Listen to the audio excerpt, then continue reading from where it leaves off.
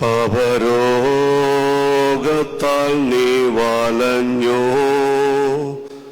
തെല്ലുമാശയില്ലാതലഞ്ഞു. പാപരോഗത്താൽ നീ വലഞ്ഞു, തെല്ലുമാശയില്ലാതലഞ്ഞു. പാരം കേണിടുമ്പോൾ തീരുമേനി അതിൽ നിന്റെ വ്യാധിയെല്ലാം വഹിച്ചു. പാരം കേണിടുമ്പോൾ തീരുമേനി അതിൽ നിന്റെ വ്യാധിയെല്ലാം വഹിച്ചു. എന്നുള്ളമേ സ്തുതിക്കാം നീ പാരനെ, തന്നന്മകൾക്കായി സ്തുതിക്കാം സ്തുതിക്കാം. എന്നന്തരംഗമേ അനുദിനവും നന്ദിയോടെ പാടി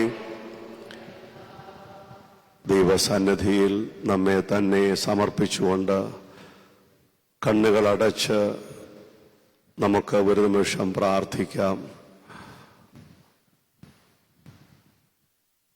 സർവശക്തനായ ദൈവമേ, സ്വർഗീയ പിതാവേ, അനുഗ്രഹിക്കപ്പെട്ട ഈ വെള്ളിയാഴ്ചയുടെ ഈ പകൽക്കാലത്തിനായി നന്ദിയോടെ സ്തോത്രം.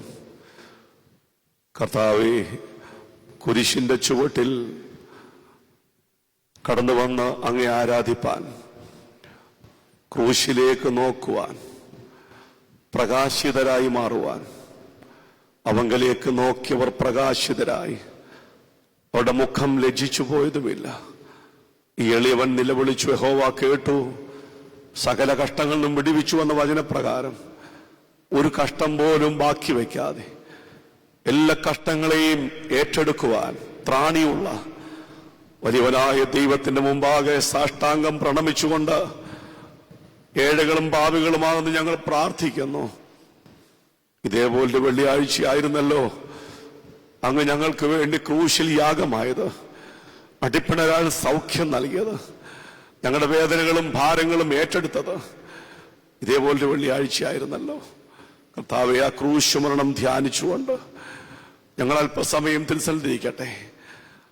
അവിടുത്തെ തിരുവചനം കൊണ്ട് ഞങ്ങളെ ധന്യരാക്കണമേ. ക്രൂശിന്റെ വചനം നശിച്ചു പോകുന്നവർക്ക് ഭോഷത്വവും രക്ഷിക്കപ്പെടുന്ന നമുക്ക് ദൈവശക്തിയുമാകുന്നുവെന്ന് തിരുവചനം പഠിപ്പിക്കും പോലെ ഈ വചന കേൾവി ഞങ്ങൾക്ക് ശക്തിദായകമായി മാറണമേ. ഞങ്ങളുടെ അന്ധകാരം മാറണമേ. ഞങ്ങളുടെ ഇരുട്ടിനെ മാറ്റി വെളിച്ചത്തെ പ്രദാനം ചെയ്യണമേ. കേൾക്കുന്ന വചനത്തിലൂടെ ഞങ്ങൾക്ക് പാവബോധം തരണമേ, പശ്ചാത്താപം തരണമേ, അനുതാപ ഹൃദയം തരണമേ, പരിശുദ്ധാത്മാവിന്റെ നിറവ് തരണമേ, ആത്മബലത്താൽ ഞങ്ങളെ നിറയ്ക്കണമേ, നല്ല ചൈതന്യവും പ്രസരിപ്പും ഞങ്ങൾക്ക് തരണമേ.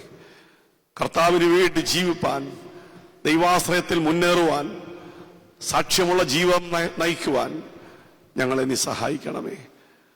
ഏൽപ്പിക്കപ്പെട്ട കർത്തവ്യങ്ങളും കടമകളും ഉത്തരവാദിത്തോടെ ചെയ്യുവാൻ ഞങ്ങളെ യോഗ്യരാക്കണമേ. കർത്താവേ, ഈ ശുശ്രൂഷയ്ക്കായി കടന്നു വന്നിരിക്കുന്ന എല്ലാ മക്കളെയും അനുഗ്രഹിക്കണമേ. നീറുന്ന വേദനയോടെ കടന്നു വന്നവരുണ്ടല്ലോ കർത്താവേ, നെഞ്ചിൽ നെരിപ്പോടുമായി കടന്നു വന്നവരുണ്ടല്ലോ. വേദനിക്കുന്ന അനുഭവത്തിൽ കടന്നു വന്ന എല്ലാ വ്യക്തി ജീവിതങ്ങളോടും അങ്ങിന്ന് സംസാരിക്കണമെന്ന് പ്രാർത്ഥിക്കുന്നു. വചനമയച്ച് സൗഖ്യം നൽകുമെന്ന് അരുളി ചെയ്ത കർത്താവിന്റെ സാമീപ്യം അനുഭവിച്ചറിയുവാൻ ഞങ്ങളെ സഹായിക്കണമേ. കർത്താവെ, അങ്ങ് അരുളി ചെയ്തല്ലോ, തകർന്ന ഹൃദയത്തെ നിരസിക്കുന്നല്ല, തകർന്നു നുറുങ്ങിയിരിക്കുന്ന ഹൃദയത്തെ നിരസിക്കാത്ത ദൈവത്തിന്റെ കൃപ അനുഭവിപ്പാൻ ഇന്ന് വെള്ളിയാഴ്ച ഞങ്ങളെ സഹായിക്കണമേ. കർത്താവെ, ഒന്നു മാറി വേദനകൾ കുമിഞ്ഞുകൂടുമ്പോൾ, സംഘർഷഭരിതമായ ജീവിതാനുഭവങ്ങളിലൂടെ കടന്നു പോകുമ്പോൾ കർത്താവ് ഞങ്ങളെ കൈവിടല്ലേ എന്ന് പ്രാർത്ഥിക്കുന്നു. കടന്നു വന്ന എല്ലാ മക്കളെ അനുഗ്രഹിക്കണമേ. രോഗികൾക്ക് സൗഖ്യം നൽകണമേ. കടഭാരത്തിൽ വീർപ്പുമുട്ടുന്ന മക്കളെ നീ ആശ്വസിപ്പിക്കുകയും സ്വർഗീയ ഭണ്ഡാരം തുറന്നവരെ അനുഗ്രഹിക്കുകയും ചെയ്യണമേ. യൗവനക്കാരെ പരിഭാഗതയുള്ളവരാക്കണമേ. പഠിക്കുന്ന കുഞ്ഞുങ്ങൾക്ക് നല്ല ഭാവി ഒരുക്കണമേ. വിദേശങ്ങളൊക്കെ ആയിരിക്കുന്ന ഞങ്ങളുടെ പ്രിയപ്പെട്ടവരെ കാത്തു സൂക്ഷിക്കണമേ.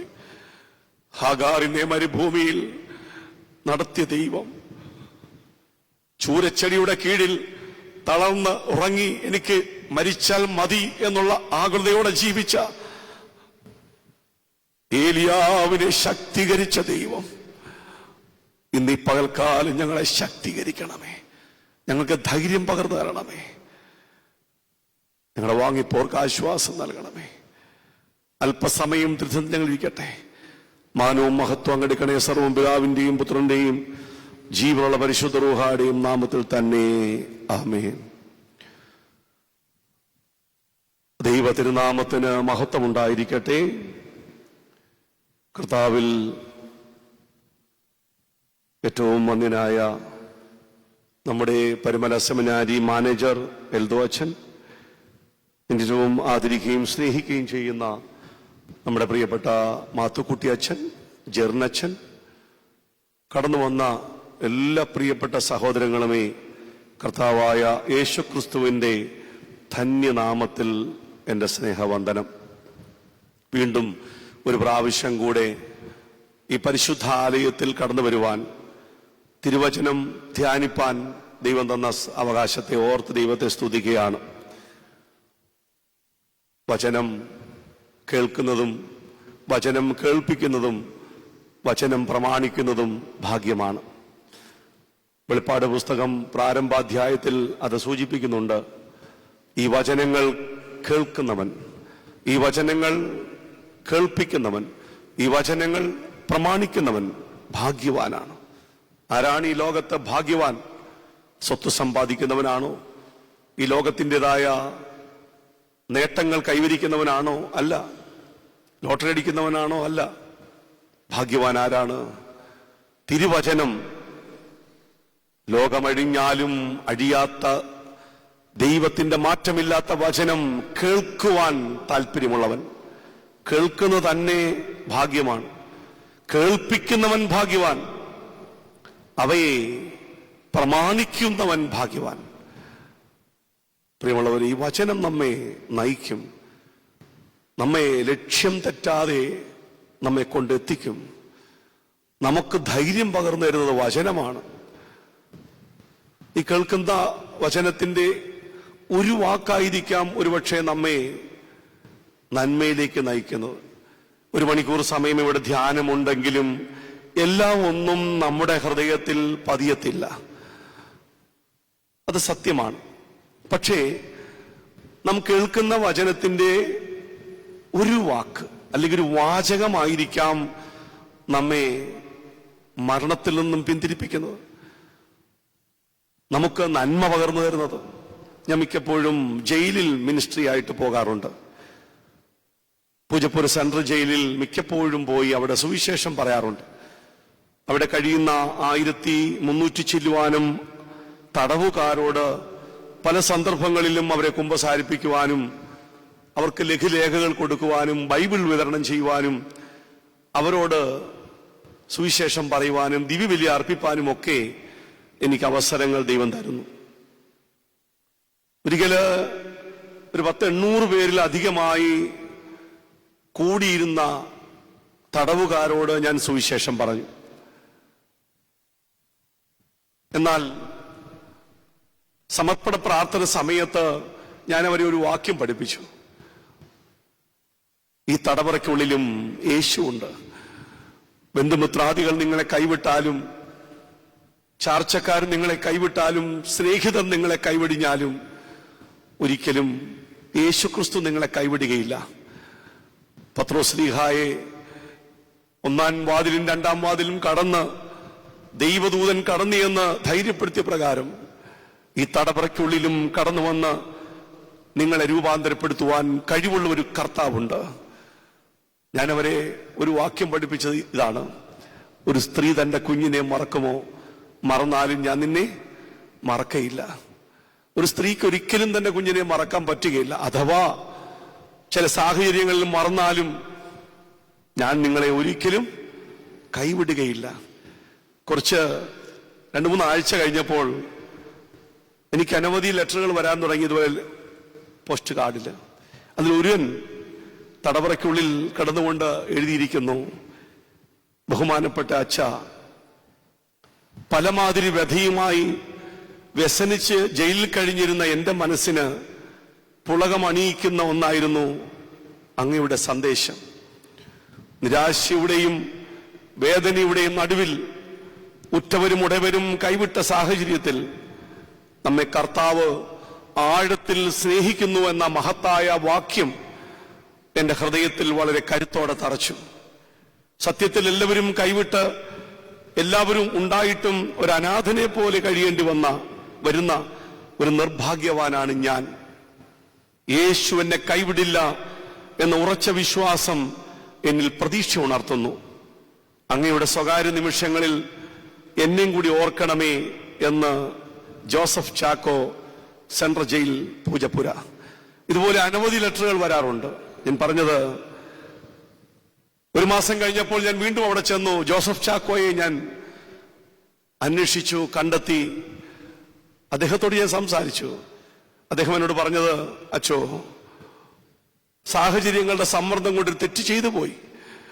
പക്ഷേ ജീവപര്യന്തം തടവിലായി ഞാൻ ഇതിനകത്ത് കഴിഞ്ഞുകൂടുകയാണ്. 9 വർഷമായി. ഇന്നയോളം എന്നെ പരോളിലിറക്കാനോ എന്നെ കാണാനോ എന്റെ ബന്ധുമിത്രാദികൾ വന്നിട്ടില്ല. എന്റെ സഹതടവുകാരൊക്കെ പരോളിൽ പോകുമ്പോൾ ഞാൻ നിർനിമേഷനായി നോക്കി നിൽക്കാറുണ്ട്.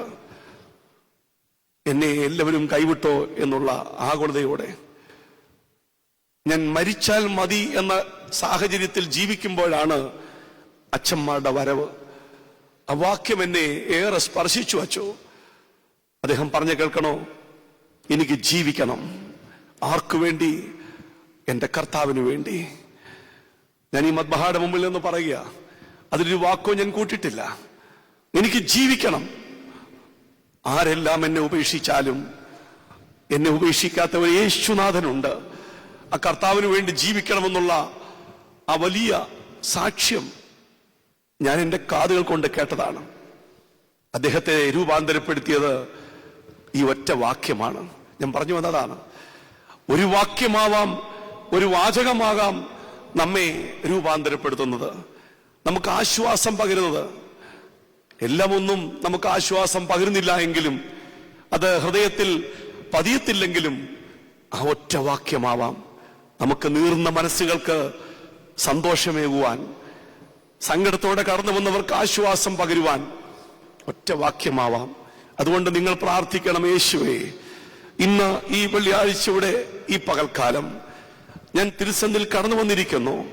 എന്നോട് സംസാരിക്കണമേ, എന്റെ ഹൃദയത്തോട് സംസാരിക്കണമേ, എന്റെ ആകുലതകൾ മാറ്റണമേ, എനിക്ക് നല്ല ഭാവി തരണമേ, എന്റെ ഉത്കണ്ഠ മാറ്റണമേ, എനിക്ക് നല്ല പ്രത്യാശ തരണമേ. നല്ല വീറോടെ, ഉന്മേഷത്തോടെ, കർത്തവ്യബോധത്തോടുകൂടി പ്രവർത്തിപ്പാൻ തക്കവണ്ണം എന്നെ സജ്ജനാക്കണമേ എന്ന് എല്ലാവരും പ്രാർത്ഥിക്കണം. ഡോക്ടർ സ്റ്റാൻലി ജോൺസ് എന്ന തത്വചിന്തകൻ, നല്ല ഭക്തനാണ് അദ്ദേഹം, ഒരു നല്ല സാഹിത്യകാരനാണ്. അദ്ദേഹത്തിന്റെ പുസ്തകം ഞാൻ വായിക്കുകയുണ്ടായി. അദ്ദേഹം എഴുതിയിരിക്കുന്ന ഒരു വാചകം എൻ്റെ മനസ്സിൽ ഏറെ പതിച്ചു.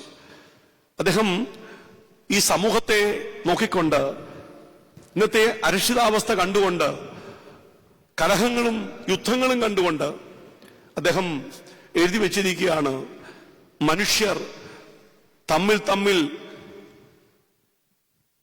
ചേർച്ചയില്ലാത്തതിന് കാരണം, മനുഷ്യർ തമ്മിൽ തമ്മിൽ കലഹിക്കുന്നതിന് കാരണം, മനുഷ്യർ തമ്മിൽ തമ്മിൽ സ്നേഹമില്ലാത്തതിന് കാരണം, അദ്ദേഹം പറയുന്നു, അവനിൽ തന്നെ ചിത്രിച്ചിരിക്കുന്നു.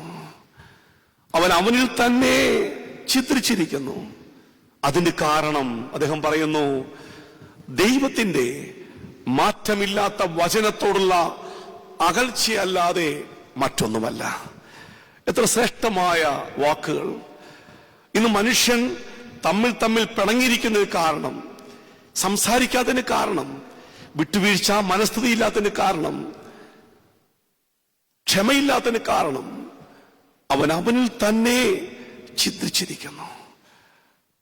ഇതിന് കാരണം ദൈവത്തിന്റെ മാറ്റമില്ലാത്ത വചനത്തോടുള്ള അകൽച്ചയാണ്.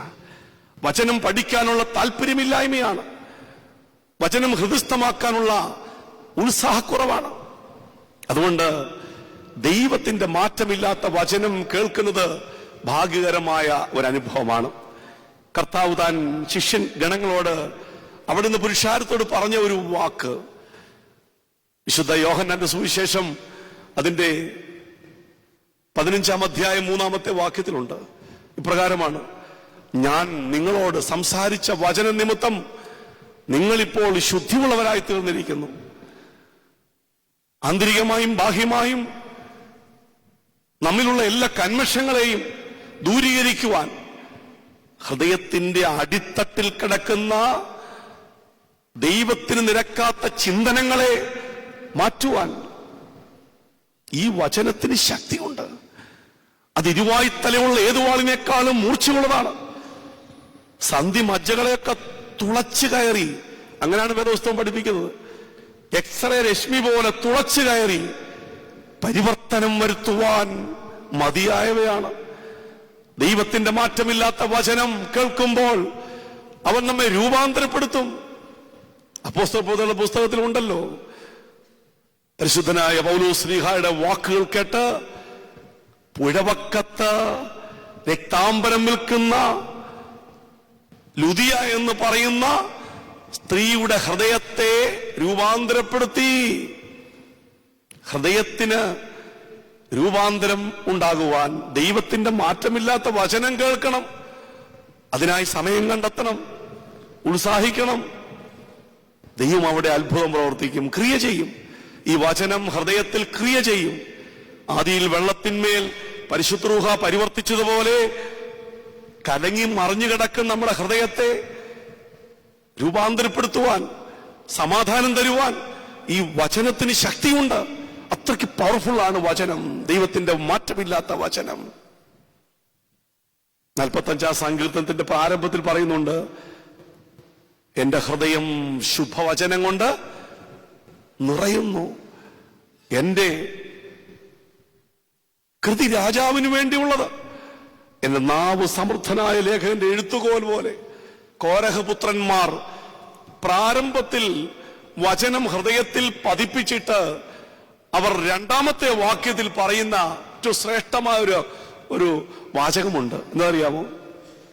നീ 10,000-ങ്ങളിൽ സുന്ദരൻ, മനുഷ്യപുത്രന്മാരിൽ നീ അതിസുന്ദരൻ. കണ്ടോ? 45-ാം സങ്കീർത്തനം പൊതുവെ മണവാളനായ യേശുക്രിസ്തുവിനെ, മണവാട്ടിയായ ക്രിസ്തു സഭയെയും പ്രകീർത്തിക്കുന്ന സങ്കീർത്തനമാണ്. സൗന്ദര്യത്തെ പ്രകീർത്തിക്കുന്ന സങ്കീർത്തനമാണ്. ഇവിടെ രക്ഷകനായ യേശുക്രിസ്തുവിന്റെ സൗന്ദര്യത്തെ മനസ്സിലാക്കുവാൻ കോരഹപുത്രന്മാർക്ക് സാധിച്ചതിന്റെ അടിസ്ഥാന രഹസ്യം മറ്റൊന്നുമല്ല, ഹൃദയത്തിൽ വചനം നിറഞ്ഞു. വചനം നിറച്ചതുകൊണ്ടാ നീ മനുഷ്യപുത്രന്മാരിൽ അതിസുന്ദരനെന്ന് പറയുവാൻ കാരണം. പ്രിയമുള്ളവരെ, ആമുഖവാക്കുകൾ ഞാൻ നിർത്തുകയാണ്. അല്പസമയത്തെ ചിന്തയ്ക്ക് വേണ്ടി കർത്താവിൽ ശരണപ്പെട്ടുകൊണ്ട് ഞാൻ ഇങ്ങനെ പ്രാർത്ഥിച്ച് എനിക്ക് കിട്ടിയ ഒരു വചനമാണ്, ഒരു വാക്യമാണ്. നഹൂം പ്രവാചകന്റെ പുസ്തകം 2-ാം അധ്യായം 1-ാമത്തെ വാക്യം. നഹൂം പ്രവാചകന്റെ പുസ്തകം 2-ാം അധ്യായം 1-ാമത്തെ വാക്യം. അവിടെ പറയുന്നു, സംഹാരകൻ നിനക്കെതിരെ കയറി വരുന്നു. ആ വാക്യം ചിന്തിക്കുവാൻ ഞാൻ ആഗ്രഹിക്കുക. സംഹാരകൻ നിനക്കെതിരെ കയറി വരുന്നു. നഹൂം പ്രവാചകന്റെ പുസ്തകത്തിന്റെ ചരിത്ര പശ്ചാത്തലത്തിലേക്കൊന്നും ഞാൻ പ്രവേശിക്കാൻ ആഗ്രഹിക്കുന്നില്ല. അതിന്റെ ഉള്ളടക്കം ഒന്ന് പറയാം.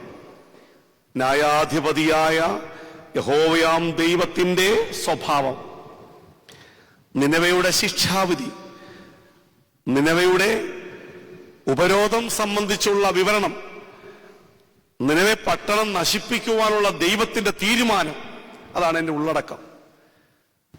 നഹൂം പ്രവാചകന്റെ പുസ്തകം വായിക്കുമ്പോൾ മനസ്സിലാക്കാൻ കഴിയുന്നത് 2 കാര്യങ്ങൾ മനസ്സിലാക്കാം. ഒന്ന്, തീഷ്ണതയും പ്രതികാരവും ഉഗ്രകോപവുമുള്ള ദൈവത്തിന്റെ സ്വഭാവം ഒരു ഭാഗത്ത് അങ്ങനെ വിവരിക്കുമ്പോൾ, മറുഭാഗത്ത് ദൈവത്തിന്റെ മഹാശക്തിയും ദീർഘക്ഷമയും കരുതലും അവിടെ കാണുവാൻ കഴിയും.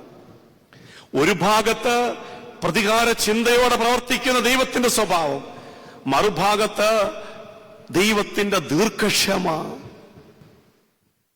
ദൈവം ദീർഘക്ഷമയുള്ളവനാ. വിവാഹ ശുശ്രൂഷയുടെ 2ാം ഭാഗത്തിലെ സദറായിൽ കാണുന്ന ഒരു ഭാഗമുണ്ട്. ശിക്ഷാർഹന്മാരോടുള്ള പ്രതികാരത്തിൽ നീ ദീർഘക്ഷമയും ദയയും കാണിക്കുന്നു. കണ്ടോ? ശിക്ഷാർഹന്മാരോടുള്ള പ്രതികാരത്തിൽ നീ ദീർഘക്ഷമയും ഉദാസീനതയും കാണിക്കുന്നു. നന്മ ചെയ്യുവാൻ തിടുക്കമുള്ളവനായി മാറുന്നു. പക്ഷേ ശിക്ഷാർഹന്മാരോടുള്ള പ്രതികാരത്തിൽ ദീർഘക്ഷമയും ഉദാസീനതയും കാണിക്കുന്നു. എന്നെ ഏറെ ആകർഷിച്ച ഒരു വാക്യമാണത്, ഒരു ഭാഗമാണ്. പ്രിയമുള്ളവരെ, ചേർത്തു നിർത്തുന്ന ഒരു ദൈവമുണ്ട്. അവൻ നിബന്ധനകളാലല്ല, പാപികളെ ചേർത്ത് നിർത്തും, പശ്ചാത്തപിക്കുന്നവരെ ചേർത്ത് നിർത്തും, അനുദപിക്കുന്നവരെ ചേർത്ത് നിർത്തും. അതിനുപോലുബലകമായ ഒരു വേദഭാഗമുണ്ട്. ഒലിവുമല താഴോട്ട് ഇറങ്ങി വന്ന് ഗത്സമനത്തോട്ടത്തിന്റെ മുകൾ ഭാഗത്ത് നിന്നുകൊണ്ട് യേശു തമ്പുരാൻ യെരൂശലേമിനെ നോക്കിക്കൊണ്ട് സങ്കടത്തോടെ പറയുന്ന ഒരു വേദഭാഗമുണ്ട്. യെരൂശലേമേ, യെരൂശലേമേ, കോഴി തന്റെ കുഞ്ഞുങ്ങളെ ചിറകടിയിൽ ചേർക്കും പോലെ നിങ്ങളെ എത്ര വട്ടം ചേർത്തുകൊള്ളുവാൻ എനിക്ക് മനസ്സായിരുന്നു, പക്ഷെ നിങ്ങൾക്കോ മനസ്സായില്ല. ഇന്നും ദൈവം ആഗ്രഹിക്കുന്നത് ദൈവസന്നിധിയിൽ മുഴങ്കാൽ മടക്കണമെന്നാണ്. ദൈവസന്നിധിയിൽ മുഴങ്കാൽ മടക്കി കണ്ണീരോടെ പ്രാർത്ഥിക്കുന്ന ഒരു മകനെയോ മകളെയോ ദൈവം കൈവിടുകയില്ല. എത്ര പ്രതിസന്ധികൾ നിറഞ്ഞ ജീവിതമാണെങ്കിലും ദൈവസന്നിധിയിൽ മുഴങ്കാൽ മടക്കുമ്പോൾ ദൈവം നമ്മെ സമൃദ്ധിയായി അനുഗ്രഹിക്കും, കൈവിടുകയില്ല. ഒരിക്കലും നമ്മളെ കൈവിടത്തില്ല. പിശാച് അലർന്ന സിംഹം പോലെ പാഞ്ഞു കിടക്കുക. സംഹാരകൻ വരുന്നത് സംഹരിക്കുവാനാണ്, അല്ല നമ്മളെ ഉമ്മവെക്കാനല്ല. സംഹാരകൻ എന്ന വാക്കിന്റെ അർത്ഥം തന്നെ സംഹരിക്കുന്നവനെന്നാണ്, അല്ലേ? സംഹാരകൻ നിനക്കെതിരെ അവിടെ പറയുന്ന പേഴ്സണൽ മുന്നറിയിപ്പാണ്, അല്ലേ? നിങ്ങൾക്കെതിരെ എന്നല്ല, നിനക്കെതിരെ വ്യക്തിപരമായുള്ള മുന്നറിയിപ്പാണ് ദൈവം തരുന്നത്. നിനക്കെതിരെ നീ ദൈവത്തോട് എത്രമാത്രം അടുക്കുന്നുവോ അത്രമാത്രം അവൻ പ്രവർത്തിച്ചുകൊണ്ടിരിക്കും. കഴിയുമെങ്കിൽ വ്രതന്മാരെ പോലും തെറ്റിക്കുവാൻ പാഞ്ഞു നടക്കുന്ന ശത്രുവായ സാത്താൻ, സംഹാരകൻ, ഒന്നും അറിയാതെ കർത്താവിനോട് ചേർന്ന് നടന്ന ശിഷ്യഗണങ്ങളെ തറപറ്റിക്കുവാൻ പിശാച് ആഗ്രഹിക്കുന്നതായിട്ട് വേദപുസ്തകം പഠിപ്പിക്കുന്നുണ്ട്. വിശുദ്ധ ലൂക്കോസിന്റെ സുവിശേഷം 22-ാം അധ്യായം 31-ാമത്തെ വാക്യത്തിൽ കാണാം, യേശു കർത്താവ് തന്റെ ശിഷ്യന്മാരിൽ അഗ്രഗണ്യനായ സീനിയറായ ശീമോൻ പത്രോസിനെ അഭിസംബോധന ചെയ്തുകൊണ്ട് പറയുക, ശീമോനെ, ശീമോനെ, സാത്താൻ നിങ്ങളെ കോതമ്പ് പോലെ പാറ്റേണ്ടതിന് എന്നോട് കൽപ്പന ചോദിച്ചു. പക്ഷേ നിങ്ങളുടെ വിശ്വാസം പോയി പോകാതിരിപ്പാൻ ഞാൻ ദൈവത്തോട് അപേക്ഷിച്ചു. പത്രോസ് അറിയുന്നില്ലതൊന്നും. പക്ഷേ നാം അറിയണം, നാം മുഴങ്കാൽ മടക്കി പ്രാർത്ഥിക്കുമ്പോൾ, മാനസാന്തരപ്പെടുമ്പോൾ, വേദപുസ്തകം വായിക്കുമ്പോൾ ഇഷ്ടമില്ലാത്ത ഒരാളുണ്ട്, ശത്രുവായ സാത്താൻ. അവൻ പല തന്ത്രങ്ങളും മെനയും പ്രലോഭനത്തിൽ നമ്മെ കീഴ്പ്പെടുത്തുവാൻ ശ്രമിക്കും. നമ്മുടെ സന്തോഷത്തെ ഇല്ലാതാക്കുവാനാണ് അവൻ വരുന്നത്.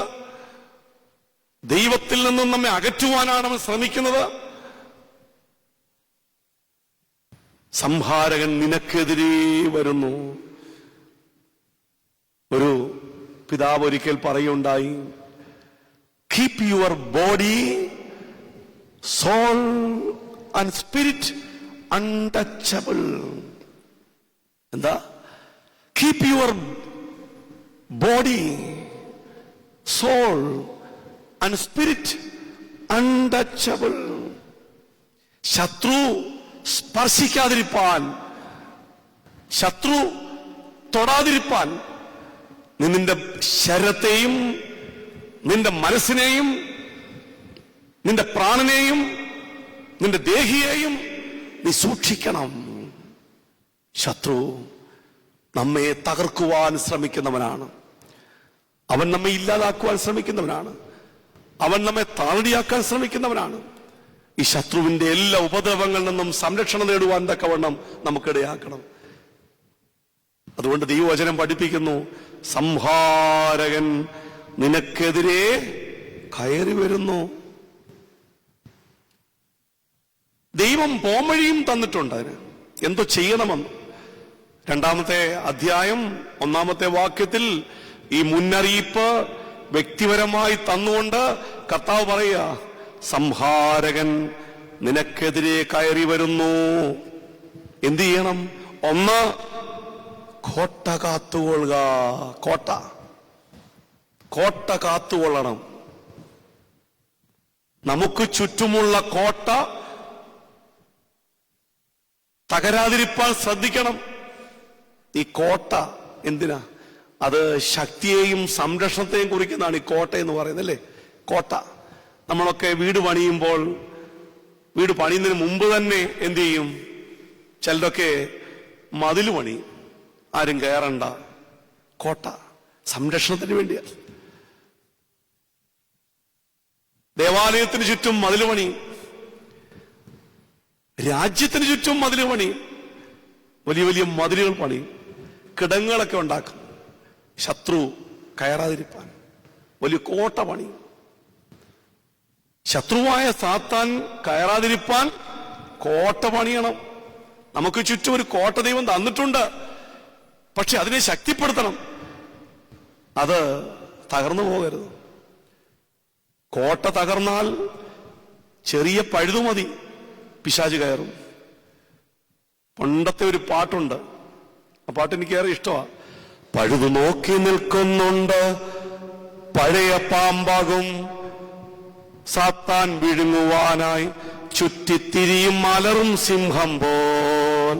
പ്രാർത്ഥനയ്ക്ക് ബോധവാന്മാരായി മേവിടാം, ഇന്നു സ്തോത്രത്തിൽ കവിഞ്ഞപ്പോഴും ജാഗരിച്ചിടാം. കണ്ടോ? പഴുതു നോക്കി നിൽക്കുന്ന പഴയ പാമ്പ്, പഴുതു നോക്കി നിൽക്കുന്നുണ്ട് പഴയ പാമ്പാകും, സാത്താൻ വിഴുങ്ങുവാനായി ചുറ്റിത്തിരിയും അലറും സിംഹം പോൽ. പ്രാർത്ഥനയ്ക്ക് ബോധവാന്മാരായി മേവിടാമിന്നു സ്തോത്രത്തിൽ കവിഞ്ഞപ്പോഴും ജാഗരിച്ചിടാം. പിതാക്കന്മാർ നമ്മെ പഠിപ്പിക്കുന്നത് പ്രാർത്ഥനയാകുന്ന കോട്ടകൾ കെട്ടണം, ഉപവാസമാകുന്ന കോട്ടകൾ കെട്ടണം. ശത്രു കടക്കാതിരിപ്പാൻ പ്രാർത്ഥനയാകുന്ന കോട്ടകൾക്ക് മാത്രമേ സാധിക്കുകയുള്ളൂ. ഞാൻ ചരിത്രം പഠിച്ചിട്ടുണ്ട്. വേൾഡ് ഹിസ്റ്ററിയിൽ എന്നെ ഏറെ ആകർഷിച്ച ഒരു സംഭവം ഇന്നും ഞാൻ ഓർക്കുന്നുണ്ട്, പഠിച്ചത്. BC 3-ാം നൂറ്റാണ്ടിൽ ചൈനയുടെ പ്രതാപശാലിയായ രാജാവ് ഷിഹാങ്ഡി, ചരിത്രം പഠിച്ചവർക്കറിയാം, ഷിഹാങ്ഡി എന്നാണ് അദ്ദേഹത്തിന്റെ പേര്. ഷിഹാങ്ഡി ചക്രവർത്തിയെ എപ്പോഴും ഉപദ്രവിക്കുന്ന ഒരു വർഗമുണ്ടായിരുന്നു അവിടെ, ഹൂണവർഗം എന്ന് പറയും. ഹൂണവർഗം എപ്പോഴും ശല്യത്തിന് വരും. ഇന്ത്യയെ എപ്പോഴും ഉപദ്രവിക്കുന്ന പാകിസ്ഥാനെ പോലെ. അവർക്കതൊരു ഹോബിയാണ്. നമ്മുടെ സ്വൈര്യത കെടുത്തുവാൻ എപ്പോഴും ശ്രമിക്കുന്ന ചിത്രശക്തികൾ. ഇവിടെ ഹൂണവർഗം ഷിഹാങ്ഡി ചക്രവർത്തിയെ എപ്പോഴും ശല്യപ്പെടുത്തിക്കൊണ്ടിരിക്കും. അപ്പോൾ ഷിഹാങ്ഡി ചക്രവർത്തിക്ക് ഒരു ബുദ്ധി തോന്നി, ഒരു വലിയ മതിലും കെട്ടുക എന്നുള്ളത്. അദ്ദേഹം എന്ത് ചെയ്തറിയാമോ? ഹൂണവർഗത്തെ പരാജയപ്പെടുത്തുവാൻ അദ്ദേഹം ചെയ്ത വലിയൊരു കാര്യമാണ് ചൈനയുടെ വൻമതിൽ. ബഹിരാകാശത്ത് പോയി ഭൂമിയുടെ ഫോട്ടോ എടുത്താൽ ഇന്നും കാണുന്ന ഒരേ ഒരു കാര്യം, 7 അത്ഭുതങ്ങളിൽ ഒന്നായ ഈ വൻമതിലെ കാണാൻ പറ്റത്തുള്ളൂ. വൻമതിൽ കാണാൻ പറ്റും, ഇന്നും കാണാം ചൈനയുടെ വൻമതിൽ. അതിൻ്റെ നീളം 800 മൈൽ നീളമാണ്. അതിൻ്റെ ഹൈറ്റ്, പൊക്കം 22 അടി പൊക്കമാണ്. അതിൻ്റെതായ വീതി 12 വർഷങ്ങൾ കൊണ്ട് പണിതു. 800 മൈൽ നീളം, 22 അടി ഹൈറ്റ്, അതിൻ്റെതായ വീതി. ഈ മതിലിലൂടെ വാഹനങ്ങൾ പോകും. ഒരിക്കലും ശത്രു ആക്രമിക്കരുത്. ഹൂണവർഗത്തെ പരാജയപ്പെടുത്തുവാൻ ഷിഹാങ്തി ചക്രവർത്തി ചെയ്ത വലിയൊരു പരിപാടിയാണ്. ഇന്നുവരെ അത് ഇടിഞ്ഞു പോയിട്ടില്ല. ശത്രുവിനെ പ്രതിരോധിക്കുവാൻ ദൈവം തന്ന ആയുധമാണ് പ്രാർത്ഥനയും ഉപവാസവും. പ്രാർത്ഥനയാലും ഉപവാസത്താലും അല്ലാതെ ഈ ജാതി ഒഴിഞ്ഞു പോകത്തില്ല. ഒരു കൈയിൽ പ്രാർത്ഥന, മറുകൈയിൽ ഉപവാസം. ഒരു വിശുദ്ധൻ പറയുകയുണ്ടായി, prayer is the only weapon that enemy cannot duplicate. Prayer and fasting are the only weapon that enemy cannot duplicate എന്ന് അദ്ദേഹം പറഞ്ഞത്. അർത്ഥം, പിശാചിന് അനുകരിക്കാൻ കഴിയാത്തതായിട്ട് ഒന്നു മാത്രമേ ഉള്ളൂ, പ്രാർത്ഥന, ഉപവാസം. പിശാചിന് പ്രസംഗിക്കാം, വചനമെടുത്തവൻ സംസാരിക്കും. അതുകൊണ്ടല്ലേ കർത്താവിനെ പരീക്ഷിക്കാൻ ചെന്നപ്പോൾ അവൻ വചനമാ പറഞ്ഞത്. ഈ കല്ലിനെ അപ്പമാക്കി തീർക്കുവാൻ നീ കൽപ്പിക്ക, ദൂതന്മാർ നിന്നെ കൈകളിൽ താങ്ങിക്കൊള്ളുവല്ലോ എന്നൊക്കെ എഴുതിയിരിക്കുന്നുവല്ലോ എന്നാവും പറഞ്ഞത്. വചനം എടുത്തവൻ പ്രസംഗിച്ചു എന്ന് തിരുവചനം പഠിപ്പിക്കുന്നുണ്ടല്ലോ എന്നാവും പറഞ്ഞത്. അവന്റെ ദൂതന്മാർ നിന്നെ കൈകളിൽ താങ്ങിക്കൊള്ളും. വചനം പഠിപ്പിക്കുന്നുണ്ടല്ലോ, പക്ഷേ ദൈവസന്നിധികൾ മുട്ടുകുത്താൻ വയ്യ. അവൻ പ്രാർത്ഥിക്കത്തില്ല, ഉപവസിക്കത്തില്ല. അതുകൊണ്ട് പിശാചിനെ നിലംപരിശാക്കണമെങ്കിൽ, പിശാച് ഒരുക്കുന്ന കെണികളെ പൊട്ടിച്ചെറിയണമെങ്കിൽ, പിശാചിന്റെ സകല തന്ത്രങ്ങളെയും വഴുതിക്ക് നിർത്തണമെങ്കിൽ വീട്ടിൽ ഉപവാസം വേണം, പ്രാർത്ഥന വേണം, ഭക്ഷണം വെടിയണം, മുഴങ്കാൽ മടക്കണം. അനുഗ്രഹത്തിന് നിദാനമായ അത് മാത്രമേ ഉള്ളൂ. മുഴങ്കാൽ മടക്കി കണ്ണുനീരോടെ പ്രാർത്ഥിക്കുന്നവനെ ദൈവം ഉയർത്തും.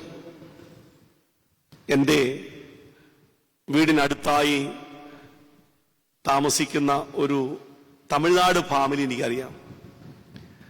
അവർ 10-15 വർഷങ്ങൾക്ക് മുമ്പ് താമസിക്കാൻ വന്നവരാ. വീടും കൂടുമൊന്നുമില്ല. അവര് വഴിയറമ്പിൽ ഒരു കുടില് കെട്ടി താമസിക്കുക. അപ്പനും അമ്മയും 2 പെൺകുട്ടികളും. അതില് 2 പെൺകുട്ടികൾ മിടുക്കികളാണ്. അരപ്പാവാടൊക്കെ ഇട്ടോണ്ടവര് അങ്ങനെ പോകുന്ന കാണാൻ ചന്തമാ. ഒരുത്തിയുടെ പേര് മേരി, ഒരുത്തിയുടെ പേര് കനകം. അവരുടെ ജോലി ആക്രി പെറുക്കുക. വഴി വക്കിൽ കാണുന്ന പാഴ്വസ്തുക്കൾ, അതായത് കുപ്പിയും പാട്ടയും ഒക്കെ പെറുക്കി സഞ്ചിയിലാക്കി ചാക്കിലാക്കി അവർ കൊണ്ടുവിറ്റാണ് ഉപജീവനം അവര് തേടുന്നത്. അവർ വളർന്നു, അക്ഷരമൊന്നും അറിയത്തില്ല. ഈ പെൺകുട്ടികൾ പഠിക്കാൻ പോയിട്ടില്ല, അക്ഷരമൊന്നും അറിയത്തില്ല. പക്ഷേ വീട്ടിലും വരും. അങ്ങനെ കുറച്ച് നാളുകൾക്ക് മുമ്പ് കനകത്തിന്റെ കല്യാണം കഴിഞ്ഞു. കനകത്തെ കല്യാണം കഴിച്ചത് നവീൻ എന്ന് പറയുന്ന തമിഴ് പയ്യനാണ്. അപ്പൊ അവർ 3 പേരും കൂടെ പിന്നെ ആക്രി പെറുക്കാൻ തുടങ്ങി. ഞാൻ മിക്കപ്പോഴും വിളിക്കും.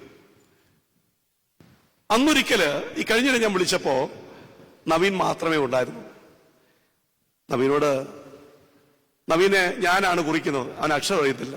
തൂക്കം നോക്കുന്നത് ഞാനാ. 17 കിലോ എന്ന് പറയുമ്പോൾ ഞാൻ എഴുതുന്ന എത്ര എന്നറിയാവോ? 18 കിലോ എഴുതത്തില്ല.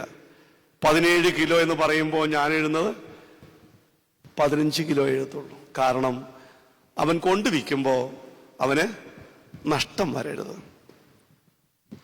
ഒടുവിൽ തൂക്കി നോക്കി കഴിയുമ്പോൾ ഒന്നിച്ച് കാൽക്കുലേറ്റ് ചെയ്തിട്ട് തുക എഴുതുമ്പോൾ 2400 രൂപ. ഞാൻ എഴുതുന്ന എത്ര എന്നറിയാമോ? 2500 എഴുതത്തില്ല. 2000. കാരണം 400 രൂപ അവന് ഇരിക്കട്ടെ, കൊണ്ടുവിൽക്കുമ്പോ അവന് നഷ്ടം വരരുത്. കാരണം അവന് അക്ഷരം അറിയത്തില്ല. എന്നെ വിശ്വാസമാണ്. പ്രിയമുള്ളവരെ, ഇതെല്ലാം കെട്ടിപ്പെറുക്കി വെച്ച് കഴിഞ്ഞപ്പോ ഞാൻ അവനോട് ചോദിച്ചു, കനകവും മേരിയും ഒക്കെ എന്തി, ഒത്തിരി നാളായല്ലോ കണ്ടിട്ട്. അപ്പോൾ അവൻ പറഞ്ഞതാ, ഞാൻ നിങ്ങളോട് മെസ്സേജ് തരാൻ ആഗ്രഹിക്കുന്നു. അവൻ പറഞ്ഞു കേൾക്കണോ? അച്ചോ, ഞങ്ങളൊരു വീട് പണിതു, അതിന്റെ പാലുകാച്ചാണ്. സ്വാഭാവികമായിട്ടും എൻ്റെ ചോദ്യം അടുത്തത്, എത്ര സ്ക്വയർ ഫീറ്റ് ഉണ്ട്? വലിയ വീടാണോ? അപ്പോ അവൻ പറഞ്ഞു 2500 സ്ക്വയർ ഫീറ്റ് ഉണ്ട്, സാമാന്യം തരക്കേടില്ലാത്ത വീടാണ്. സ്വാഭാവികമായിട്ടും അടുത്ത ചോദ്യം, ഈ ആക്രിയൊക്കെ വിറ്റുപെറുക്കി മിച്ചം പിടിച്ച കാശുകൊണ്ടാണോ ഇത് പണിതത്? അവൻ അതിന് മറുപടി പറഞ്ഞില്ല. അതാണ് അവന്റെ പരിജ്ഞാനം എന്ന് പറയുന്നത്. ഞാൻ വലിയ ആകാംക്ഷയോട് ചോദിച്ചു, ഇതൊക്കെ മിച്ചം പിടിച്ച കാശാണോ? അപ്പോൾ അവൻ പറഞ്ഞു കേൾക്കണോ? അച്ചോ, എന്റെ ഭാര്യ കനകവും അവളുടെ സഹോദരിയും മേരിയും ഞാനും വെളുപ്പങ്കാലത്ത് 4 മണിക്ക് എഴുന്നേൽക്കും. എന്നിട്ട് ഞങ്ങളൊരു പാവരിച്ചിട്ടിട്ട് മുഴങ്കാൽ മടക്കി പ്രാർത്ഥിക്കും. എന്നിട്ട് അവൻ പറഞ്ഞു കേൾക്കണോ? കർത്താവ് തന്നതാണ് അച്ചോ. അവന് വിദ്യാഭ്യാസമില്ല, അവൻ അക്ഷരമറിയത്തില്ല, പക്ഷേ അവൻ പരിജ്ഞാനമുണ്ട്. ആ സ്ഥാനത്ത് ഞാനായിരുന്നെങ്കിൽ പറഞ്ഞേനെ, എന്റെ അങ്കിൾ അങ്ങ് അമേരിക്കയിലുണ്ട്, കുറച്ച് പൈസ അയച്ചു തന്നു. എവിടെ മഹത്വം? അങ്കിളിന്. ബാങ്ക് മാനേജരുമായിട്ട് വലിയ ഒരു പരിചയമുണ്ട്, അദ്ദേഹം കുറച്ച് ലോൺ തന്നു. മഹത്വം ആർക്കാണ്? ആർക്കാ? ബാങ്ക് മാനേജർക്ക്. പിന്നെ ഞാൻ കുറെ നേടി, 5 പൈസ ഞാൻ നഷ്ടപ്പെടുത്തിയിട്ടില്ലച്ചോ. മഹത്വം ആർക്കാണ്? എനിക്ക്. പക്ഷേ അവൻ പറഞ്ഞ കേട്ട് ഞാൻ അന്തം വിട്ടു. അവൻ പറഞ്ഞു കേൾക്കണോ? ക്രിസ്തുവിന് മഹത്വം കൊടുത്തുകൊണ്ട് മുഴങ്കാൽ മടക്കി പ്രാർത്ഥിച്ചപ്പോൾ, വേദനയോടെ ദൈവസന്നിധി ജാഗരിച്ചപ്പോൾ, സ്വർഗത്തിലെ ദൈവം ഞങ്ങൾക്ക് തന്നച്ചോ എന്നാണ് അവൻ പറഞ്ഞത്. പരമഭക്തരായ ഒരു കുടുംബം ഈ കഴിഞ്ഞ എന്നോട് പറഞ്ഞു, ഒരു വീടും കൂടെ അവൻ വാങ്ങിച്ചു വന്ന്.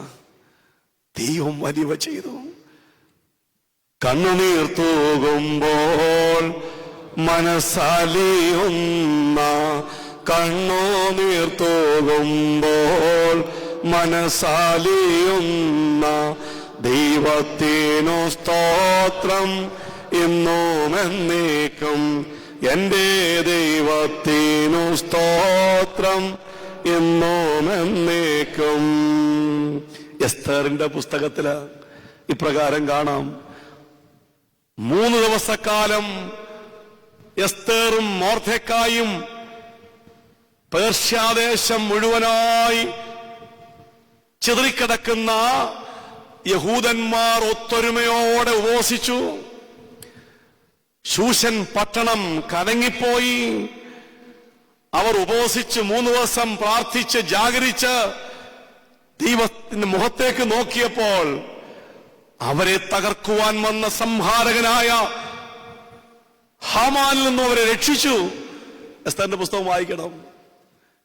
നമ്മുടെ ഭവനം തകരുമ്പോൾ, വേദനിക്കുമ്പോൾ കുടുംബമായിട്ട് ഉപവസിക്കണം, കണ്ണുനീർ തൂകണം. ശൂഷൻ പട്ടണമാർത്തു സന്തോഷിച്ചു. എസ്തറിന്റെ പുസ്തകം വീട്ടിൽ പോയി വായിക്കണം. ശൂഷൻ പട്ടണം കലങ്ങിപ്പോയപ്പോൾ, യഹൂദന്മാർ തിങ്ങിപ്പാർത്തിരുന്ന ശൂഷൻ പട്ടണം കലങ്ങിപ്പോയി. ആർക്കും ആരോടും സ്നേഹമില്ല, സന്തോഷമില്ല, ഉള്ളു തുറന്നൊന്ന് ചിരിക്കാൻ കഴിയുന്നില്ല. വേദന കൊണ്ട് വീർപ്പുമുട്ടുന്ന ഹൃദയം, ആകുലതകള്. ആദാർ മാസമായ 12-ാം മാസം 12-ാം തീയതി യഹൂദന്മാരെ മുഴുവനും കൊന്നു നശിപ്പിക്കുവാൻ മുദ്രമോതിരത്താൽ കൽപ്പന ഇറക്കിയിരിക്കുകയാണ്. സംഹാരകൻ നിനക്കെതിരെ കയറി വരുന്നു, നീ കോട്ട കാത്തുകൊള്ളണം. പ്രാർത്ഥനയാകുന്ന കോട്ട ഉയർത്തുമെങ്കിൽ, ഉപവാസമാകുന്ന കോട്ട ഉയർത്തുമെങ്കിൽ നിന്റെ ഭവനത്തോട് വ്യക്തി ജീവിതത്തോട് അടുക്കുവാൻ ഒരു ശക്തിക്കും കഴിയുകയില്ല. പിശാചിനെ വരുതിക്ക് നിർത്തുവാൻ കഴിയും. എസ്തേറിന്റെ പുസ്തകത്തിൽ അതാണ് പ്രതിപാദ്യ വിഷയം. അവരെ തകർക്കാൻ ശ്രമിക്കുന്ന ദുഷ്ടനായ ഹാമാന്റെ സകല ആഗ്രഹങ്ങളെയും ദൈവം നശിപ്പിക്കുകയാണ്. ദൈവമക്കളെ നശിപ്പിക്കുവാൻ ദൈവം ആഗ്രഹിക്കുന്നില്ല. മുഴങ്കാൽ മടക്കി അവർ പ്രാർത്ഥിച്ചു. ചെല്ലേണ്ടാത്ത സാഹചര്യത്തിൽ എസ്തേർ രാജാവിനെ കാണാൻ ചെന്നു. വടി നീട്ടി ആഗ്രഹം തൊട്ടു. എസ്തേറേ, നിന്റെ ആഗ്രഹം എന്താണ്? ഇന്നീ പകൽക്കാലം ഹൃദയം തകർന്ന് കടന്നു വന്ന വ്യക്തി ജീവിതങ്ങൾ മുഴങ്കാൽ മടക്കി ഒന്ന് പ്രാർത്ഥിക്കുമ്പോൾ, ഒരു തുള്ളി കണ്ണുനീരി പരിശുദ്ധാലയത്തിൽ വീഴ്ത്തുമ്പോൾ തമ്പുരാൻ ചോദിക്കും, മകനെ മകളെ, നിന്റെ ആഗ്രഹം എന്താണ്? നിന്റെ അഭിലാഷം എന്താണ്? രാജ്യത്തിന്റെ പകുതിയോളമായാലും ഞാൻ നിനക്ക് തരാം. ചോദിച്ചില്ല. ഒന്നല്ല 3 പ്രാവശ്യം എസ്തേറിനോട് രാജാവ് ചോദിക്കുന്നുണ്ട്. പ്രാർത്ഥന പൂർത്തീകരിച്ചു കഴിഞ്ഞപ്പോൾ അവിടെ ദൈവം അതിശയം പ്രവർത്തിക്കുകയാണ്. ഹാമാനെ ദൈവം കഴുകിൻ മരത്തിന്മേൽ തൂക്കിക്കൊന്നു. ശത്രുവിന്റെ പരാജയം നിനക്ക് കാണുവാൻ കഴിയും. മാനുഷിക ശത്രുത്വത്തെ അല്ല ഞാൻ പറഞ്ഞത്. സകല പൈശാചിക ബന്ധനങ്ങളും താളടിയാകുന്നതിനെ കാണുവാൻ കഴിയും. നിന്നോട് പോരാടുന്നോരെല്ലാം നശിച്ചയില്ലാതായിടും. പണ്ട് OVBS പഠിച്ചൊരു പാട്ടാ. നിന്നോട് പോരാടുന്ന സകല പൈശാചിക ബന്ധനങ്ങളെയും അതിന്റെ ശക്തിയെയും പരാജയപ്പെടുത്തുവാൻ ഈ കോട്ടയ്ക്ക് മാത്രമേ സാധിക്കുകയുള്ളൂ. പ്രിയപ്പെട്ടവരെ, ഇയ്യോബിനെ കുറിച്ച് പറയുവാൻ പിശാച് ദൈവസന്നിധിയിൽ ചെന്നപ്പോൾ ദൈവത്തോട് പിശാച് പറയുന്ന ഒരു കാര്യമുണ്ട്. നീ അവന് ചുറ്റും വേലി കെട്ടിട്ടില്ലയോ? അവന് ചുറ്റുമെന്ന് മാത്രമല്ല, അവനുള്ളതിനൊക്കെയും ചുറ്റും വേലി കെട്ടിയിട്ടില്ലയോ? ഇയ്യോബ് ആരായിരുന്നു? സകല പൂർവ്വദിഗ്വാസികളും മഹാനായിരുന്നു. ഇയ്യോബ് ആരായിരുന്നു? ഇയ്യോബ് നേരുള്ളവനും നിഷ്കളങ്കനും ദൈവഭക്തനും ദോഷം വിട്ടരുന്നവനായിരുന്നു. ഒരു NNDD ബിരുദം കരസ്ഥമാക്കിയവനാ എന്ന് വേണേ പറയാം. നേരുള്ളവൻ, നിഷ്കളങ്കൻ, ദോഷം വിട്ടകരുന്നവൻ, ദൈവഭക്തൻ, NNDD. വലിയ വലിയ ഡിഗ്രികൾ കരസ്ഥമാക്കിയാലും ഈ ഡിഗ്രി ഇല്ലെങ്കിൽ ദൈവസന്നിധിയിൽ നമുക്ക് പ്രവേശനമില്ല. വലിയ ഡോക്ടറേറ്റും PhDയും ഒക്കെ കരസ്ഥമാക്കി വേണ്ടെന്നല്ല ഞാൻ പറഞ്ഞത്. അത് കരസ്ഥമാക്കിയാലും ഇല്ലെങ്കിലും NNDD ബിരുദം വേണം. നേരുള്ളവൻ, നിഷ്കളങ്കൻ, ദൈവഭക്തൻ, ദോഷം വിട്ടകലുന്നവൻ, ആ ബിരുദം സമ്പാദിക്കണം. ഇയ്യോബിന് ചുറ്റും ദൈവം വേലി കെട്ടി. പിശാച് പറയുക, നീ അവന് ചുറ്റും വേലി കെട്ടിയിട്ടുണ്ട് എനിക്ക് കടക്കാതിരിപ്പാൻ. നേരുള്ളവൻ അവന്റെ നേരും നിഷ്കളങ്കത്വവും ഭക്തിയും നിമിത്തം പ്രാർത്ഥനയിലൂടെ ആ ഭക്തി സമ്പാദിക്കുമ്പോൾ, ഉപവാസത്തിലൂടെ ദൈവത്തെ പ്രസാദിപ്പിക്കുമ്പോൾ ദൈവം നമുക്കും നമുക്കുള്ളതിനൊക്കെയും ചുറ്റും വേലി കെട്ടും. അല്ലേ? നമുക്കും നമുക്കുള്ളതിനൊക്കെയും ചുറ്റും വേലി കെട്ടും. 91 സംഗീതം എന്ന് പറയുന്നുണ്ട്, അത്യുന്നതന്റെ മറവിൽ വസിക്കുകയും സർവശക്തനിൽ കീഴിൽ പാർക്കുകയും ചെയ്യുന്നവൻ അവൻ എന്റെ സങ്കേതവും കോട്ടയും ഞാൻ ആശ്രയിക്കും ദൈവമെന്ന് പറയുന്നു.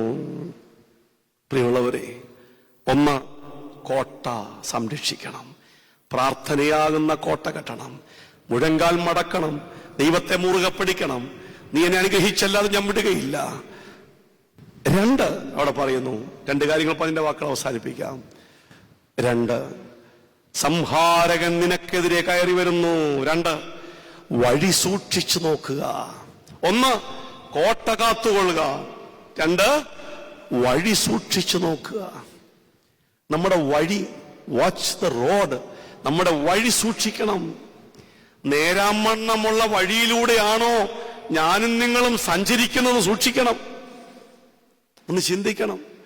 കർത്താവ് താൻ അരുളി ചെയ്തു ഗിരിപ്രഭാഷണത്തിലൂടെ, വിശുദ്ധ മത്തായിയുടെ സുവിശേഷം 7-ാം അധ്യായം അതിന്റെ 13-ാമത്തെ വാക്യത്തിൽ കാണാം, ഇടുക്കവും ഞെരുക്കവുമുള്ള വഴി, വീതിയും വിശാലവുമായ വഴി.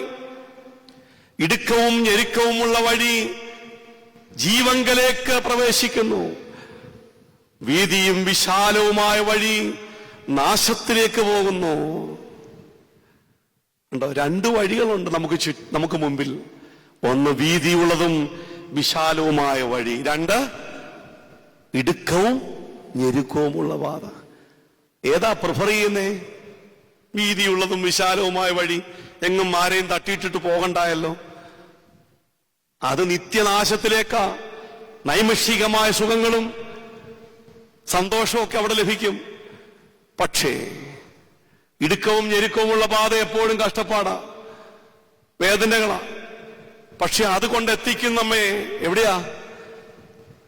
ജീവന്റെ പാതയിലേക്കാ, ജീവനിലേക്കാണ്, നിത്യജീവനിലേക്കാണ്.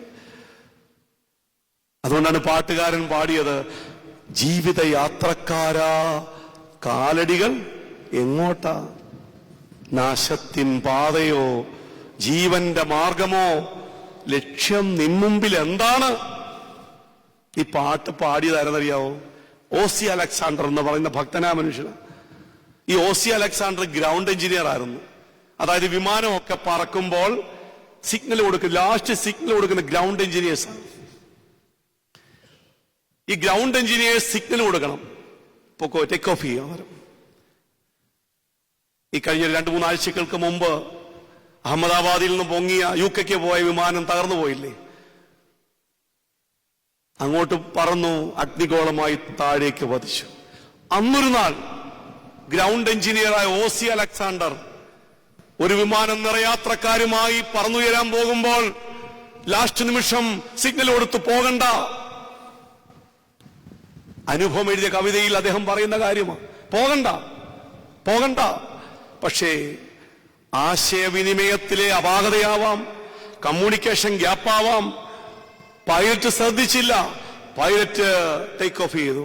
ആ വിമാനം മുകളിൽ പോയി അഗ്നിഗോളമായി നിലം പൊത്തി. ഈ ഓസി അലക്സാണ്ടർ നിലവിളിയോടെ തന്റെ ക്വാർട്ടേഴ്സിലേക്ക് വന്നിട്ട് ആ ജനൽ കമ്പികളിൽ പിടിച്ച് സമൂഹത്തോടായി ചോദിക്കുന്ന ചോദ്യമാണിത്: ജീവിത യാത്രക്കാരാ കാലടികളെങ്ങോട്ട്? നാശത്തിൻ പാതയോ ജീവന്റെ മാർഗമോ?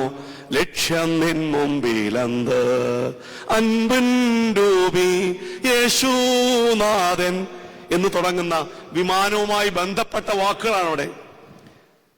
നിന്നെ വിളിക്കുന്നില്ലേ അൻപിൻ രൂപി യേശുനാഥൻ, നിന്നെ വിളിക്കുന്നില്ലേ എന്ന് പറഞ്ഞങ്ങോട്ട് എഴുതുന്ന പാട്ട് മനോഹരമാണ്. നിങ്ങൾ വീട്ടിൽ പോയി അത് നോക്കണം, പഴയ പാട്ട് പുസ്തകത്തിലുണ്ട്.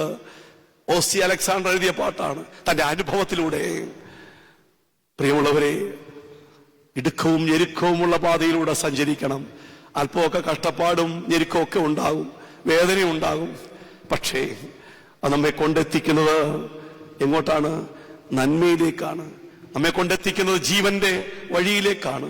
അതുകൊണ്ട് ഇപ്പോഴത്തെ കഷ്ടപ്പാടും വേദനയും നമ്മൾ നിസാരമെന്ന് നമ്മൾ എണ്ണരുത്. അത് നമ്മൾ ദൈവം ഒരുക്കുന്ന പദ്ധതിയായിട്ട് നമ്മൾ എണ്ണണം. പരീക്ഷ സഹിക്കുന്ന മനുഷ്യൻ ഭാഗ്യവാൻ, അവൻ കൊള്ളാവുന്നവനായി തെളിഞ്ഞ ശേഷം അവന് ജീവകിരീടം ലഭിക്കുമെന്നാണ് കർത്താവ് അരുളി ചെയ്തത്. കഷ്ടപ്പാടും ജീവിതവും വരുമ്പോ നാം എന്ത് ചെയ്യണമെന്നറിയാമോ? ദൈവത്തെ മുറുകെ പിടിക്കണം. ദൈവത്തെ അങ്ങ് മുറുകെ പിടിക്കണം. എബോ കടവിൽ കടക്കുമ്പോൾ യാക്കോബ് ദൈവദൂതനുമായിട്ട് മല്ല് പിടിച്ച് മുറുകെ പിടിച്ചതുപോലെ, നീ എന്നെ അനുഗ്രഹിച്ചല്ലാതെ ഞാൻ നിന്നെ വിടുകയില്ല. മുറുകെ പിടിക്കണം. ഒരു വിശുദ്ധൻ പറയുകയുണ്ടായി, during difficulties we should not lose hope. പ്രതീക്ഷ കൈവിടരുത്. കഷ്ടപ്പാടിന്റെ നടുവിൽ വേദനകൾ കുമിഞ്ഞുകൂടുമ്പോൾ പ്രതീക്ഷയ്ക്ക് വകയുണ്ടെന്നെണ്ണണം. പ്രതീക്ഷ കൈവിടരുത്. We should not lose hope. പ്രതീക്ഷ കൈവിടരുത്. ഞാന് ഒരു മനുഷ്യൻ, ഒരു ഭക്തനായ മനുഷ്യനെ കുറിച്ച് ഞാൻ വായിക്കുകയുണ്ടായി. അദ്ദേഹം നല്ല മനുഷ്യനാ, വേദപുസ്തകം കയ്യിലേന്തി പ്രാർത്ഥനയുള്ള മനുഷ്യനാ. 25-ാമത്തെ വയസ്സിൽ തുടങ്ങിയ കഷ്ടപ്പാടാ. 25 വയസ്സിൽ ചില്ലറ ബിസിനസ്സും ഒക്കെ ചെയ്ത് ജീവിക്കുന്ന ഒരു മനുഷ്യൻ. ബിസിനസ്സിൽ പരാജയം. 26-ാമത്തെ വയസ്സിൽ ബിസിനസ്സിൽ പരാജയം. 30-ാമത്തെ വയസ്സിൽ ബിസിനസ്സിൽ പരാജയം. 35-ാമത്തെ വയസ്സിൽ അദ്ദേഹത്തിന്റെ ഭാര്യ മരിച്ചു, ചെറുപ്പ പ്രായത്തിൽ. 36-ാമത്തെ വയസ്സിൽ അദ്ദേഹത്തിന് തളർവാദ രോഗം പിടിപെട്ടു. വലിയ മനുഷ്യൻ, എന്നിരുന്നാലും ദൈവമായിട്ടുള്ള ബന്ധം വിച്ഛേദിച്ചില്ല. 36-ാമത്തെ വയസ്സിൽ തളർവാദ രോഗിയായി, 2 കാലുകളും തളർന്നുപോയി. എന്നാലോചിച്ച് നോക്കി, കിടക്കയിലാണ് എല്ലാം. 38-ാമത്തെ വയസ്സിൽ അദ്ദേഹം എഴുന്നേറ്റു. 40-ാമത്തെ വയസ്സിൽ അദ്ദേഹം തീരുമാനമെടുത്തു, ഈ കച്ചവടത്തിൽ ഞാനില്ല, ബിസിനസ് പരാജയമാണ്.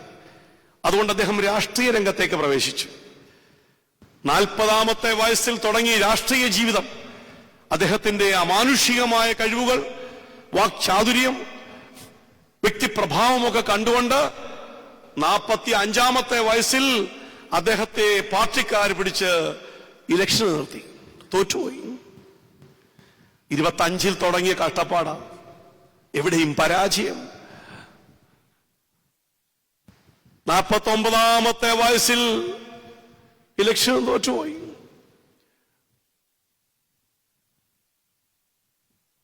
53-ാമത്തെ വയസ്സിൽ ഇലക്ഷൻ തോറ്റുപോയി.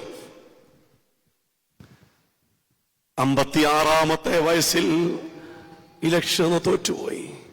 പരാജയം. ഡേറ്റ് ബൈ ഡേറ്റ് ആയിട്ട് എഴുതിയിട്ടുണ്ട് ആ പുസ്തകത്തിൽ. പണ്ടൊരിക്കല് മനോരമ കൈത്തിരി എന്ന് പറയുന്ന ഒരു പുസ്തകത്തിൽ അത് എഴുതിയിട്ടുണ്ടായിരുന്നു ഈ സംഭവം. 60-ാമത്തെ വയസ്സിൽ അദ്ദേഹം അമേരിക്കയുടെ പ്രസിഡന്റായി. മറ്റാരുമല്ല, എബ്രഹാം ലിങ്കൻ. എബ്രഹാം ലിങ്കൻ വിജയ ശ്രീലാളിതനായി തന്റെ അണികളൊക്കെ ആരവാരം മുഴകിക്കൊണ്ട് അദ്ദേഹത്തെ തന്റെ കൊട്ടാരത്തിലേക്ക് കൊണ്ടുവന്നപ്പോൾ അദ്ദേഹത്തെ കാത്തിരുന്നത് വലിയ സിംഹാസനമാണ്. പ്രസിഡന്റ് പദവി അലങ്കരിക്കുന്ന വലിയ സിംഹാസനം. അദ്ദേഹം ആ മട്ടുപ്പാവിൽ നിന്നുകൊണ്ട് ആ സിംഹാസനം ഇരിക്കാതെ അദ്ദേഹം വിളിച്ചു പറഞ്ഞു ഒരു സത്യം. എന്റെ പ്രിയപ്പെട്ട സഹോദരങ്ങളെ, എന്റെ പ്രിയപ്പെട്ട ജനങ്ങളെ, കഴിഞ്ഞകാല ജീവിതത്തിൽ, എന്റെ കഴിഞ്ഞകാല ജീവിതത്തിലെ ഞാൻ അനുഭവിച്ച കണ്ണുനീര്, ഞാൻ അനുഭവിച്ച വേദനകൾ ഒക്കെ, മരണം, ദുഃഖം, ഇവയൊക്കെ ഇത്രമാത്രം വലിയ പദവി അലങ്കരിക്കുവാൻ ഞാൻ ആശ്രയിച്ചു വന്നിരുന്ന എന്റെ ദൈവം മുന്നമേ ഒരുക്കിയ ചവിട്ടുപടികളായിരുന്നു എന്ന് ആലോചിച്ച് നോക്കി. ഇത്രമാത്രം വലിയ പദവി അലങ്കരിക്കുവാൻ ദൈവം മുന്നമേ ഒരുക്കിയ ചവിട്ടുപടികൾ, സ്റ്റെപ്പ്. 25-ാമത്തെ വയസ്സിൽ തുടങ്ങിയ കഷ്ടപ്പാട്, വേദന തന്നെ കൊണ്ട് എത്തിച്ചത് എവിടെയാണ്? വലിയ പദവിയിൽ. നമ്മൊഴുക്കുന്ന കണ്ണീര്, നമ്മൊഴുക്കുന്ന വേദന, സങ്കടങ്ങൾ. ഒരുപക്ഷെ നമ്മൾ പരാതിപ്പെടും, എന്റെ സങ്കടം കേൾക്കാൻ ആരുമില്ല, ഇത് ഞാൻ രാവിലെ ജോലിക്ക് പോകുന്നതാണ്, ഞാനിവിടെ നിന്ന് സങ്കടപ്പെട്ടുകൊണ്ടിരിക്കും, ആശ്വസിപ്പിക്കുവാൻ ആരുമില്ല, ധൈര്യം പകരുവാൻ ആരുമില്ലെന്നൊക്കെ ഒരുപക്ഷെ നിങ്ങൾ ചിന്തിച്ചേക്കാം. ഈ എബ്രഹാം ലിങ്കന്റെ ജീവിതത്തിൽ അതാണ് സംഭവിച്ചത്. ആരുമില്ല, ഒറ്റപ്പെട്ട ജീവിതം. എന്നാൽ ആ കണ്ണുനീരും ആ വേദനയും രോഗവും, തന്റെ പ്രിയപ്പെട്ട സഖിയുടെ, സഹധർമ്മിണിയുടെ വേർപാടും, ബിസിനസ്സിലെ അമ്പേയുള്ള പരാജയവും, രാഷ്ട്രീയ ജീവിതത്തിലെ പരാജയം, പരിഹാസങ്ങളുടെയും നിന്ദകളുടെയും കൂരമ്പുകൾ ഹൃദയത്തിൽ പതിയുന്ന അനുഭവം, ഇവയൊക്കെ താൻ നിസ്സാരമെന്ന് എണ്ണിക്കൊണ്ട് കർത്താവിന്റെ പൊന്മുഖത്തേക്ക് നോക്കി പ്രാർത്ഥിച്ചപ്പോൾ സ്വർഗത്തിലെ ദൈവം വലിയ പദവിയാണ് ഒരുക്കിയത്. റോബർട്ട് ബ്രൗണിംഗ് എന്ന് പറയുന്ന ഭക്തനായ മനുഷ്യൻ ഇപ്രകാരം പറയുണ്ടായി, call no man a saint till he has suffered. കഷ്ടങ്ങൾ വരുന്നത് വരെയും ആരെയും വിശുദ്ധനെന്ന് പറയരുതെന്ന്. കഷ്ടപ്പാട് ജീവിതത്തിൽ വരുന്നത് വരെയും നമുക്ക് വിശുദ്ധിയില്ലെന്ന് സാരം. വിശുദ്ധി ഉണ്ടെങ്കിൽ മാത്രമേ കഷ്ടപ്പാട് വരികയുള്ളൂ. അപ്പോൾ നമ്മുടെ ജീവിതത്തിൽ കഷ്ടപ്പാട് വന്നാൽ ദൈവം നമ്മെ അംഗീകരിക്കുന്നുവെന്ന് സാരം. ദൈവം നമ്മെ ഏറ്റെടുത്തുവെന്ന് നാം വിശ്വസിക്കണം. കഷ്ടപ്പാടും വേദനയും കണ്ണുനീരും ജീവിതത്തിൽ ആർക്കുണ്ടാകുന്നുവോ അവരെ ദൈവം തള്ളിക്കളഞ്ഞിട്ടില്ല, ഉപേക്ഷിച്ചിട്ടില്ല. അവരെ ദൈവം ചേർത്ത് പിടിക്കുകയാണ്. പ്രിയമുള്ളവരെ, കഷ്ടപ്പാട് ജീവിതത്തിൽ വരുമ്പോൾ നമ്മളെ ദൈവം ചേർത്ത് പിടിക്കും. സംഹാരകൻ നിനക്കെതിരെ കയറി വരുന്നു, കോട്ട കാത്തുകൊള്ളുക, വഴി സൂക്ഷിച്ചു നോക്കുക. 2 വഴികളെ കുറിച്ച് ഞാൻ പറഞ്ഞു. ഒന്ന്, വീതിയുള്ളതും വിശാലവുമായ വഴി. താൽക്കാലികമായ സുഖം കിട്ടും, താൽക്കാലികമായ രക്ഷ കിട്ടും, നിത്യരക്ഷ ലഭിക്കയില്ല. താൽക്കാലികമായ സൗഹാർദ്ദം കിട്ടും, താൽക്കാലികമായ കൂട്ടുകാരെ കിട്ടും, താൽക്കാലികമായ സ്നേഹം കിട്ടും. പക്ഷെ കൊണ്ടെത്തിക്കുന്നത് അഗാധമായ ഗർത്തത്തിലേക്കാണ്, നിത്യനാശത്തിലേക്കാണ്. കർത്താവ് പറയുന്നു, ഇടുക്കവും ഞെരുക്കവുമുള്ള പാത അത് സങ്കടത്തിന്റെയും വിലാപത്തിന്റെയും പാതയാണ്, ദുഃഖത്തിന്റെ പാതയാണ്. ആ പാതയിലൂടെ നമ്മൾ സഞ്ചരിക്കുമ്പോൾ നമുക്ക് ചെന്നെത്തുവാൻ കഴിയുന്നത് നിത്യതയുടെ തുറമുഖത്തേക്കാണ്. അവിടെ കർത്താവ് നമ്മെ വാരിപ്പുണരും. എനിക്ക് ഏറ്റവും ഇഷ്ടമുള്ള ഒരു വേദഭാഗമുണ്ട്, വെളിപ്പാട് പുസ്തകം അതിന്റെ 21-ാം അധ്യായം, അതിന് 4-ാമത്തെ വാക്യം. അവൻ അവരുടെ കണ്ണിൽ നിന്നും കണ്ണീരെല്ലാം തുടച്ചു കളയും. അവനവരുടെ കണ്ണിൽ നിന്നും കണ്ണീരെല്ലാം തുടച്ചു കളയും. ഇനിയും ദുഃഖമില്ല, മുറവിളിയില്ല, കഷ്ടതയില്ല. ഒന്നാമത്തേത് കഴിഞ്ഞുപോയി എന്നുള്ള സാന്ത്വന വാക്കുകൾ കേൾക്കുവാൻ സാധിക്കും. പ്രിയമുള്ളവരെ, നമ്മെ ചേർത്ത് പിടിക്കുവാൻ ഇടുക്കവും ഞെരുക്കവുമുള്ള പാതയിലൂടെ സഞ്ചരിക്കണം. അത് നിത്യമായ ജീവങ്കിലേക്ക് നമ്മെ കൊണ്ടെത്തിക്കും. പ്രിയമുള്ളവരെ, എന്റെ വാക്കുകൾ അവസാനിപ്പിക്കുകയാണ്. സംഹാരകൻ നമുക്കെതിരെ കയറി വരുന്നു. ഇത് കർത്താവിന്റെ വരവിന്റെ ലക്ഷണമാണ്. ആപത്തനർത്ഥികൾ നിറഞ്ഞ യുദ്ധവും യുദ്ധസ്തുതികളും കേൾക്കുന്നു. മനുഷ്യന് സ്നേഹം തണുത്തു പോയിക്കൊണ്ടിരിക്കുന്നു. സ്വാർത്ഥത ഇന്ന് കുമിഞ്ഞുകൂടുന്നു. ആർക്കും ആരോടും സഹതാപമില്ല. സ്വാർത്ഥതയിൽ ജീവിക്കുന്ന ജനതീ.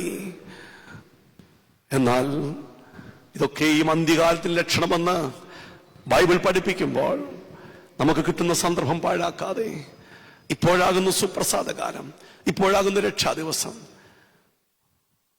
പ്രിയമുള്ളവരെ, യെസ്റ്റർഡേ ഈസ് ഗോൺ. ഒരു വിശുദ്ധം പറഞ്ഞതാ, യെസ്റ്റർഡേ ഈസ് ഗോൺ, ഇന്നലെ കഴിഞ്ഞു പോയി. ടുമോറോ ഈസ് നോട്ട് യുവേഴ്സ്, നാളത്തെ ദിവസം നിന്റെ വകയല്ല. But today is yours. ഇന്നലെ കഴിഞ്ഞു പോയി, നാളത്തെ ദിവസം നിന്റെ അല്ല. But today this moment is yours. ഈ ലഭിച്ചിരിക്കുന്ന അവസരം നമുക്ക് ദൈവം സ്വന്തമായി തന്നിരിക്കുക. മനസ്സാന്തരപ്പെടുവാൻ, അനുദപിക്കുവാൻ. നമുക്ക് തലകളെ വണക്കാം, പ്രാർത്ഥിക്കാം. സ്നേഹവാനും പരിശുദ്ധനുമായ ഞങ്ങളുടെ സ്വർഗീയ ദൈവമേ, അനുഗ്രഹിക്കപ്പെട്ട ഈ ദിവസത്തെ ഓർത്ത് സ്തോത്രം. കർത്താവേ, സംഹാരകൻ ഞങ്ങൾക്കെതിരെ വരുന്നുവെന്നും അതിനെ അതിജീവിക്കുവാൻ പ്രാർത്ഥനയാകുന്ന കോട്ടകൾ, ഉപവാസമാകുന്ന കോട്ടകൾ കെട്ടണമെന്നും ഞങ്ങളുടെ വഴി ഏതാണെന്ന് സൂക്ഷിച്ചു നോക്കണമെന്നും ഞങ്ങളെ പഠിപ്പിച്ചല്ലോ. ഈ വചനം ഞങ്ങളുടെ ഹൃദയത്തിൽ ക്രിയ ചെയ്യണമേ. വചനാനുസൃതം ജീവിപ്പാൻ ഞങ്ങളെ ഒരുക്കണമേ. മാനവും മഹത്വം അങ്ങെടുക്കണമേ. സർവ്വം പിതാവിന്റെയും പുത്രന്റെയും ജീവനുള്ള പരിശുദ്ധ റൂഹായുടെയും നാമത്തിൽ തന്നെ. ആമേൻ.